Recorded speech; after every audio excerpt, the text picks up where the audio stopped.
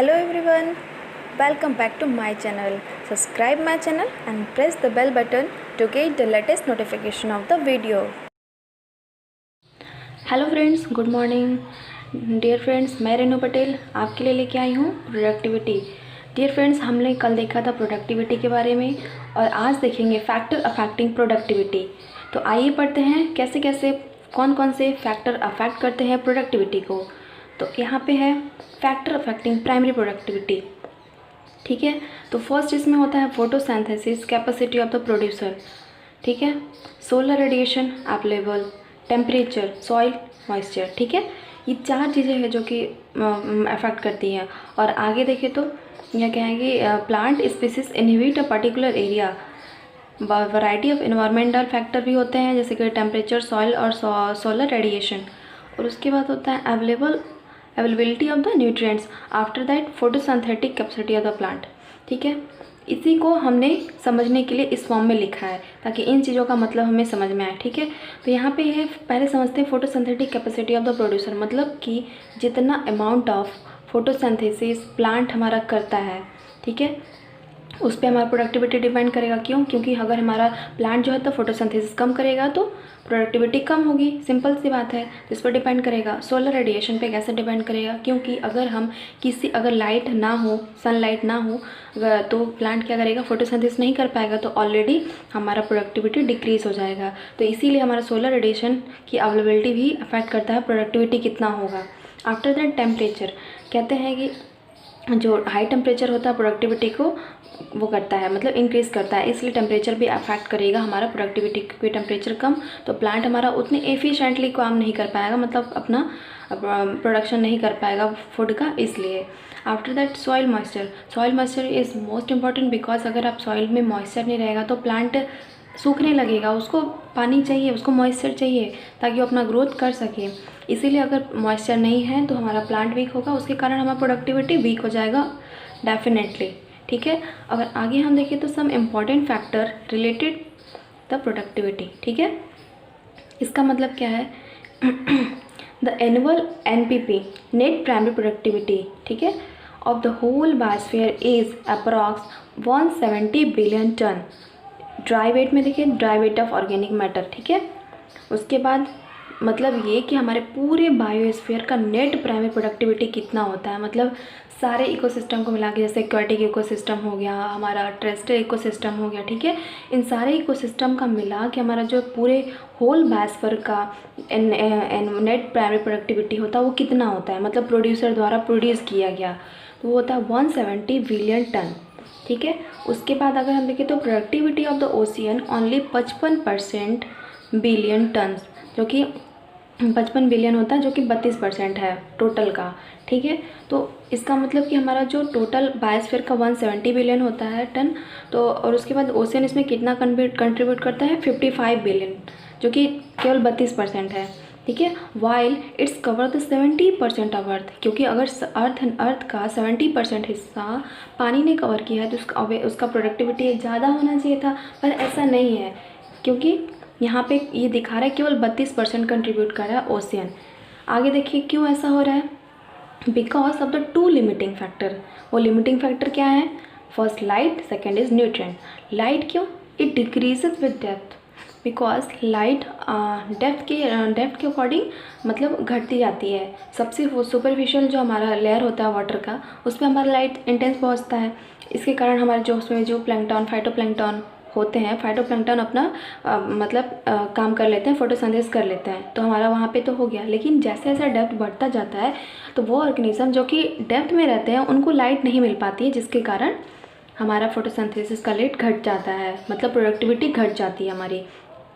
After that nutrient is the most limiting nutrient of the marine ecosystem is nitrogen. क्यों? क्योंकि nitrogen जो होता है, न्यूट्रिएंट में नाइट्रोजन ही होता है मराइन इकोसिस्टम का सबसे मोस्ट लिमिटिंग फैक्टर होता है जो प्रोडक्टिविटी को डिफाइन करेगा। और यहाँ पे क्या होगा कि ये nitrogen in the lake ecosystem phosphorus. ठीक है, हमारा मोस्ट लिमिटिंग फैक्टर जो अफेक्ट करेगा हमारा प्रोडक्टिविटी को, तो हमारा मराइन इकोसिस्टम में नाइट्रोजन होता है और लेक में जो होता है फॉस्फोरस होता है। ये ध्यान देने वाली बात है, क्योंकि एग्ज़ाम में ये दोनों कन्फ्यूज़न होते हैं, कंफ्यूज करने के लिए पूछा जाता है कि लिमिटिंग फैक्टर और न्यूट्रिएंट कौन कौन से हैं।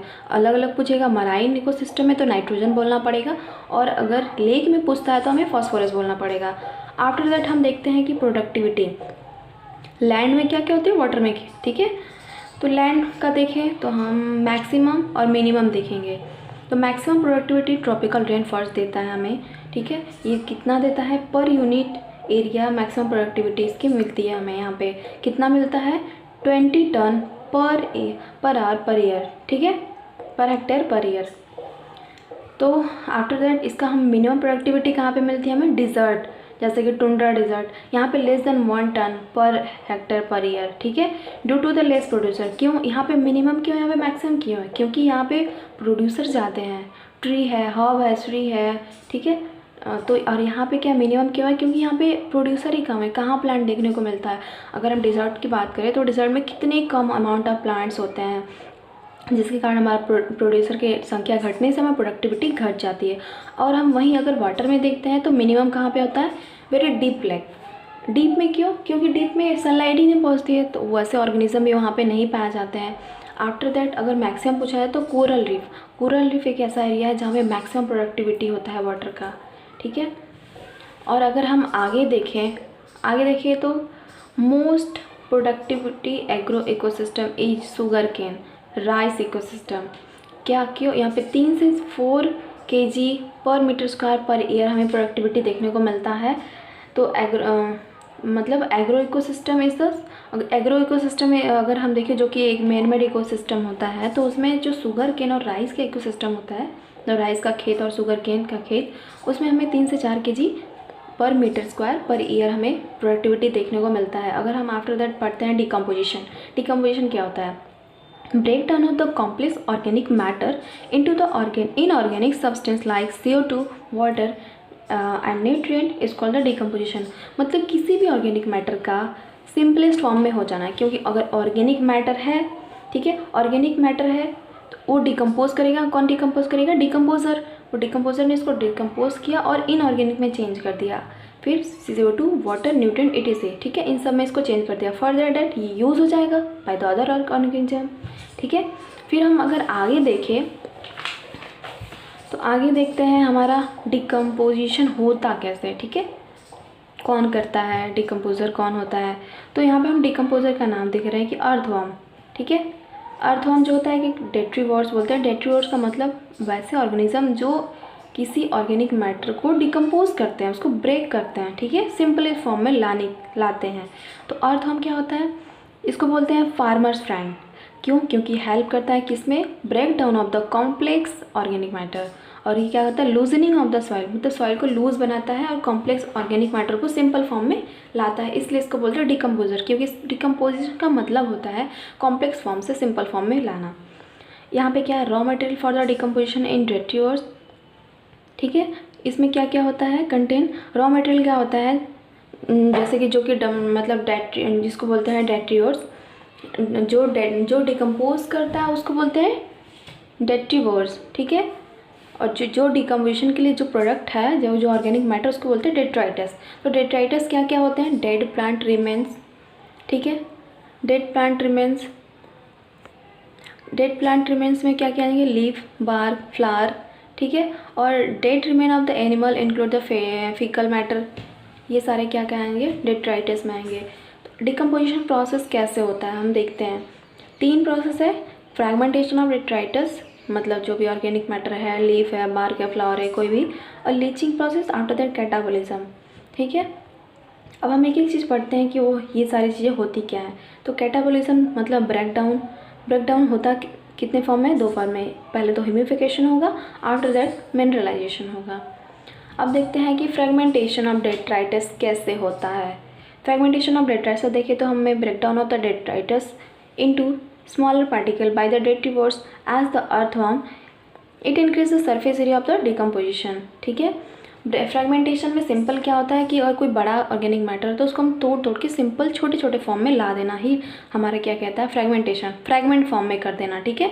आफ्टर दैट लीचिंग, इससे फ़ायदा क्या होता है, हमारा सरफेस एरिया इंक्रीज़ हो जाता है फॉर द डिकम्पोजिशन, ठीक है। लीचिंग क्या होता है, water soluble inorganic and go down, ठीक है, into the soil horizon by percolating the water and get the precipitated as unavailable salt. ठीक है, लीचिंग का मतलब होता है इसमें जितने भी वाटर सॉल्युबल इनऑर्गेनिक हैं वो धीरे धीरे लीच आउट मतलब नीचे की तरफ चले जाते हैं, परकुलेट करके नीचे की तरफ जाओ और जाके प्रेसिपिटेट हो जाते हैं, जो कि अवेलेबल नहीं होता प्लांट को। ठीक है, आफ्टर दैट कैटाबॉलिज्म क्या होता है?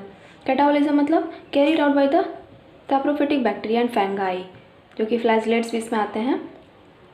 ठीक है, वो क्या करते हैं, अपने एंजाइम से सेक्रेट करके इसको डिग्रेड करते हैं डेट्राइटस को into the simplest inorganic substance. ठीक है, हमारा थर्ड प्रोसेस क्या होता है कि हमारा जो बैक्टीरिया, फंगाई या फ्लैजलेट्स होते हैं वो क्या करते हैं कि हमारा जो इनऑर्गेनिक सब्सटेंस है उसको तोड़ के सिंपल फॉर्म में अपने जो एंजाइम होते हैं उससे ब्रेक डाउन करके सिंपल इनऑर्गेनिक सब्सटेंस में कन्वर्ट कर देते हैं। ठीक है, इट इंक्लूड्स मतलब क्या क्या प्रोसेस इंक्लूड करता है कैटाबॉलिज्म? अभी मैंने आपको बताया था कि ह्यूमिफिकेशन और मिनरलाइजेशन। ठीक है, तो ह्यूमिफिकेशन होता क्या है? It is the process of decomposition of detritus to form the humus. ठीक है, डेट्राइटस का ह्यूमस के फॉर्म में कन्वर्ट होना ही हमारा ह्यूमिफिकेशन कहलाता है। तो अब हम पढ़ते हैं कि ह्यूमस कैसा होता है। ह्यूमस के बारे में पढ़ लेते हैं क्योंकि एग्जाम में ज़रूर पूछा जाता है कि ह्यूमस का कैरेक्टरिस्टिक क्या होता है। ह्यूमस को कैसे पहचानेंगे? डार्क कलर का होता है, एमॉर्फस होता है, मोर और less decompose organic matter rich in, इसमें क्या क्या रिच होता है? Cellulose, lignin, tannin, resin, etc.. ठीक है, और हमारा ह्यूमस कैसा होता है? स्लाइटली एसिडिक होता है, कोलाइडल होता है, रिजर्वायर ऑफ न्यूट्रिएंट होता है क्योंकि ठीक है इसमें हमारे ह्यूमस में न्यूट्रिएंट बहुत ही ज़्यादा होते हैं इसलिए इसको रिजर्वायर कहा जाता है। और ये highly resistant against the microbial activity होता है। Decomposition very slow rate. ठीक है, और आफ्टर दैट हम देखें तो क्या लिखा है कि all level step decomposition operate simultaneously on the detritus. ठीक है, ये जो सारे स्टेप्स है ये साइमल्टेनियसली होता है। ठीक है, पहले ह्यूमिफिकेशन होगा फिर मिनरलाइजेशन होगा, नहीं कि पहले मिनरलाइजेशन हो जाए फिर ह्यूमिफिकेशन, ऐसा नहीं। पहले ह्यूमिफिकेशन आफ्टर दैट मिनरलाइजेशन, मतलब स्टेप बाय स्टेप सारे प्रोसेस होते हैं।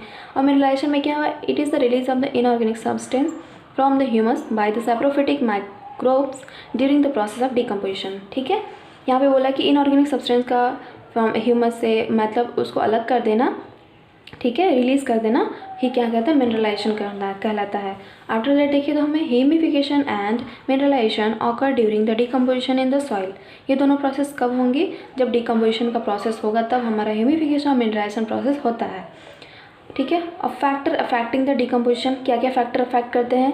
केमिकल नेचर ऑफ डेट्राइटस, मतलब अगर डेट्राइटस हमारा कार्बोहाइड्रेट हो गया कि फैट है कि लिपिड है, ठीक है, इस फैक्टर पे डिपेंड करेगा। ठीक है, हमारा डेट्राइटस का हमारा मतलब डिकम्पोजिशन का डिपेंड करेगा। आफ्टर द टेम्परेचर पे डिपेंड करेगा, मतलब क्योंकि हमारा जो थोड़ा हाई टेम्परेचर होता है उस पर हमारा डिकम्पोजिशन फेवरेबल होता है तो क्या होगा? उस पर भी अफेक्ट करेगा क्योंकि लो टेम्परेचर जैसे जैसे करेंगे उसमें हमारा एक ऑप्टिमम टेम्परेचर होता है जिस पे हमारा फ्रेगमेंटेशन हमारा अच्छे से होता है। तो अगर टेम्परेचर घटा तो हमारा डिकम्पोजिशन कम हो जाएगा। सॉइल का moisture is the most important factor also because ये भी अफेक्ट करता है कि हमारा अगर मॉइस्चर ज़्यादा है तो हमारा डिकम्पोजिशन जल्दी होता है। और एरेशन भी ज़रूरी है क्योंकि उसमें जो बैक्टीरियाज होते हैं अगर वो एरेबिक बैक्टीरिया है तो उसको ऑक्सीजन चाहिए अपना काम करने के लिए। अगर वहाँ पे एरेशन नहीं है तो वो काम नहीं कर पाएंगे और डिकम्पोजिशन स्लो हो जाएगा। तो यहाँ पे हम देखिए तो टेम्परेचर और सॉइल का moisture is the most climatic factor जो कि डिकम्पोजिशन को हेल्प करेगा, इन्हांस करेगा। ठीक है, तो आज के लिए बस इतना ही। Thank you so much.